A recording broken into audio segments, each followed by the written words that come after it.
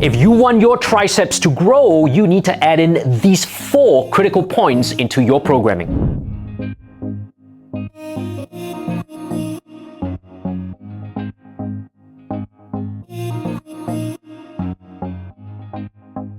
When it comes to growing your triceps, there has been a ton of different exercises that has been filmed on YouTube. And you guys have probably Googled it.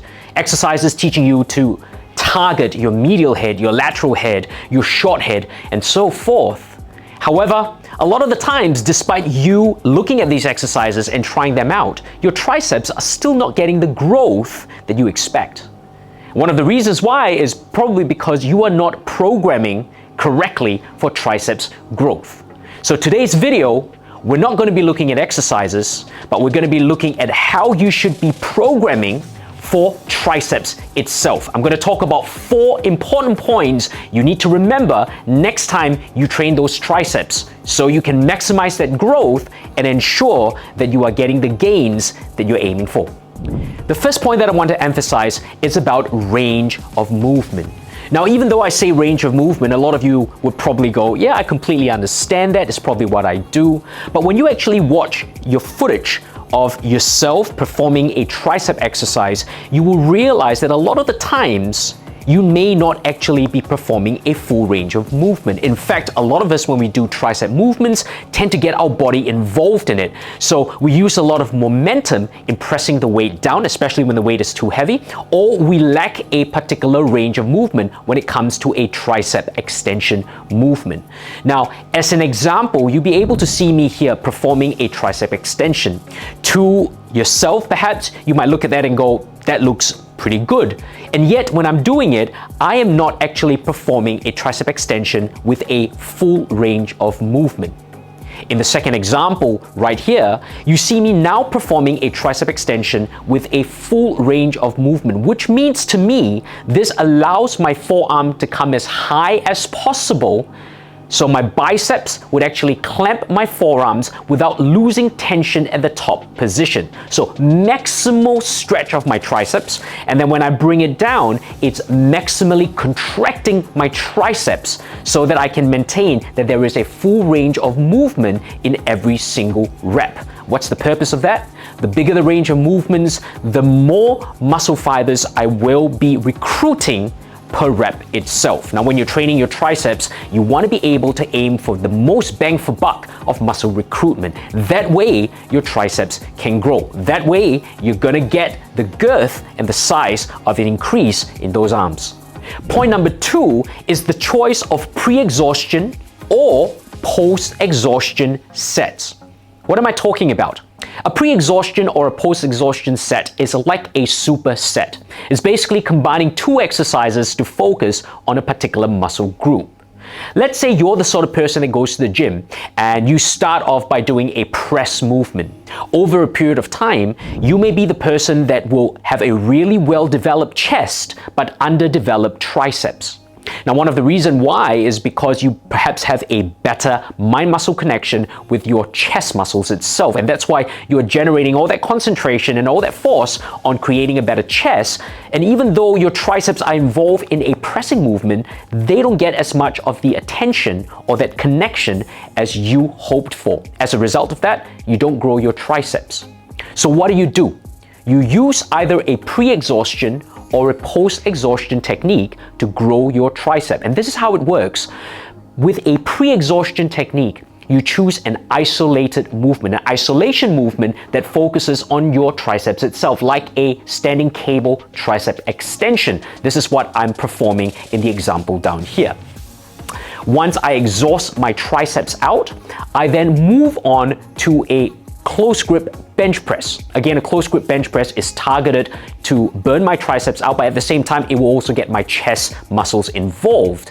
Now, when I do 2 of that together, the compound movement, the close grip bench press, further fatigues my arms. However, my chest, being the bigger muscle, is also able to help out to continue to allow me to push that heavy load.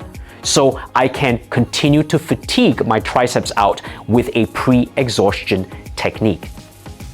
The post-exhaustion technique works the other way around. That means I will start off with a larger compound movement like the close grip bench press.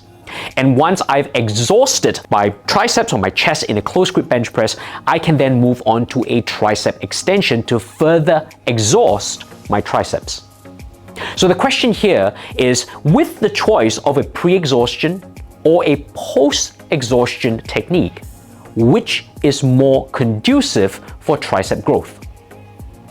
It is the latter, the post-exhaustion technique.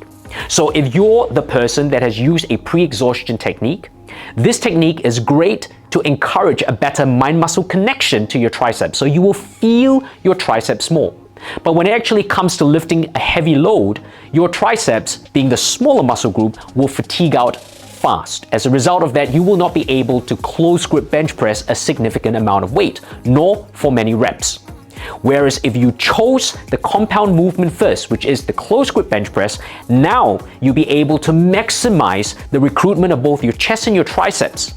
As many reps as you can, and once you have failed on that, move on to an isolation exercise like a tricep extension and further exhaust the tricep fibers out. So by choosing a post-exhaustion technique, a compound movement, then to an isolation movement, you will be able to maximize muscle recruitment as well as the firing and the growth of the triceps, which is exactly what you guys are aiming for. So bottom line, choose a post-exhaustion technique for tricep growth. The third point that I want to talk about is learning to hold a pause or a squeeze in the advantageous position. Now, I know this goes against a lot of what you guys are thinking about, in the sense that typically you want to pause in the disadvantageous position of a movement. This is where you're going to be recruiting the muscles. This is where you're preventing a stretch reflex or a bounce. But pausing in the advantageous position, what exactly does that help with? Now, in this example that I'm performing, I'm doing a lying dumbbell tricep extension. The advantageous position in this particular movement is actually the top position, and this is where I'm lying down and I'm extending my arms to the top. Watch me as I perform this particular exercise, and as I do so, you realize that my arms are perpendicular to my body.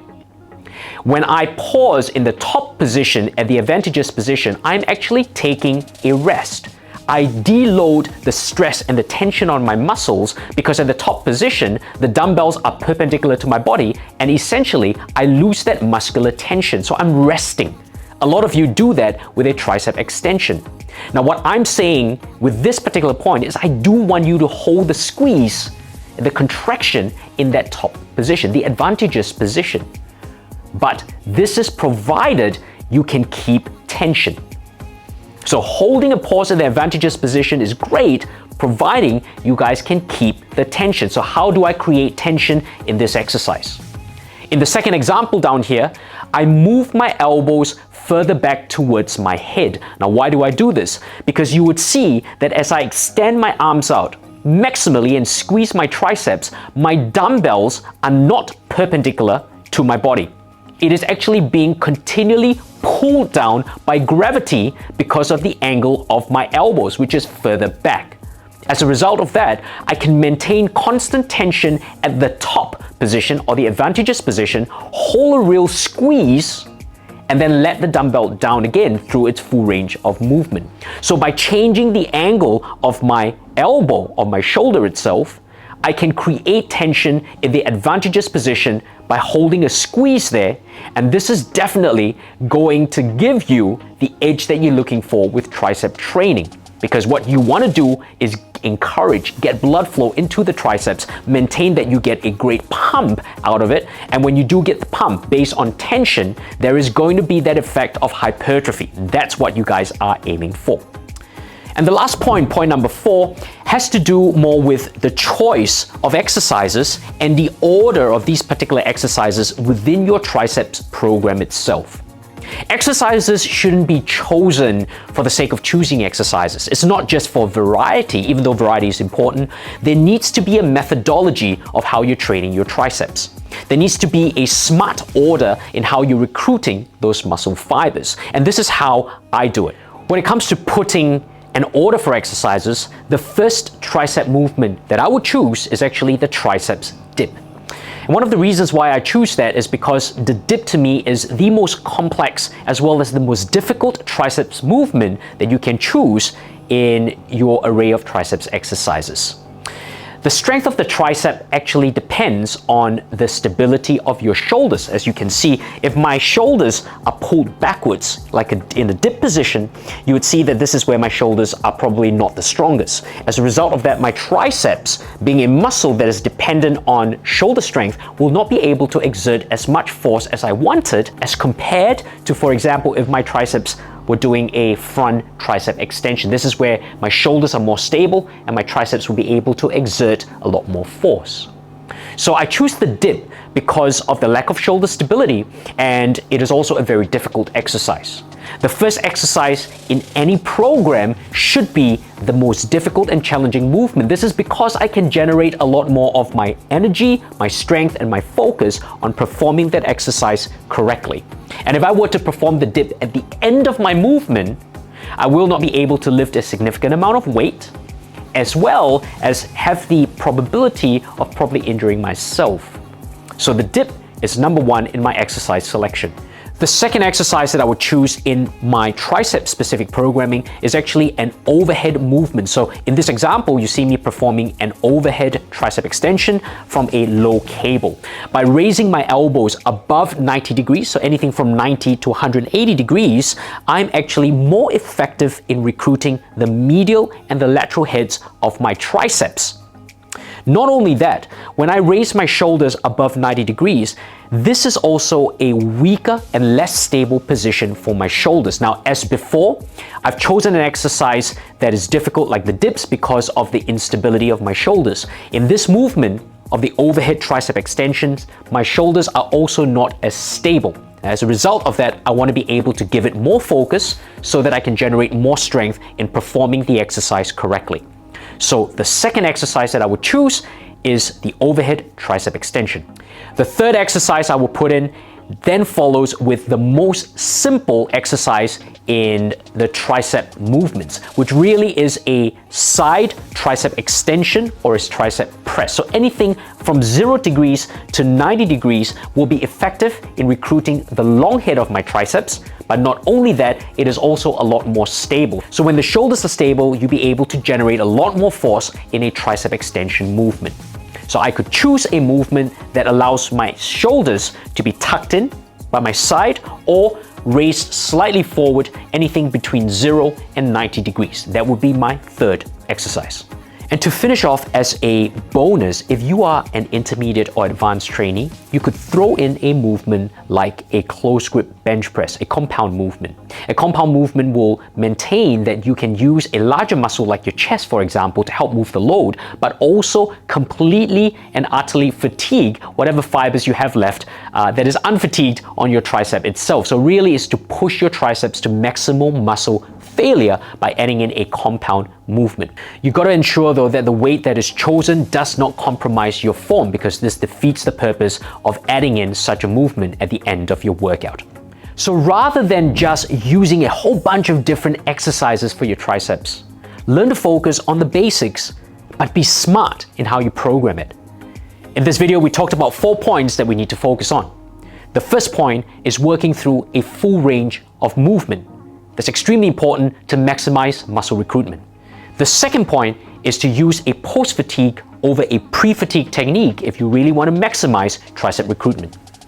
The third point is to hold a pause in the advantageous position, provided you can maintain tension in that position itself. And the fourth point is learn to order the exercises correctly. Start with the dip, and then the overhead movement, and then only a movement where you can keep your elbows within the 0 to 90 degree range. And if you really wanted to finish off like an intermediate or an advanced trainee, you can add in a compound movement like a close grip bench press. So here are the 4 points. I hope you guys have taken away from these 4 points, use it in your tricep workouts, and you know what? Make sure that you comment below. Give us an idea of how you've gone with it, and if you'd like to see any specific muscle groups being targeted. Well guys, I hope you've enjoyed today's video, and I will see you in the next one.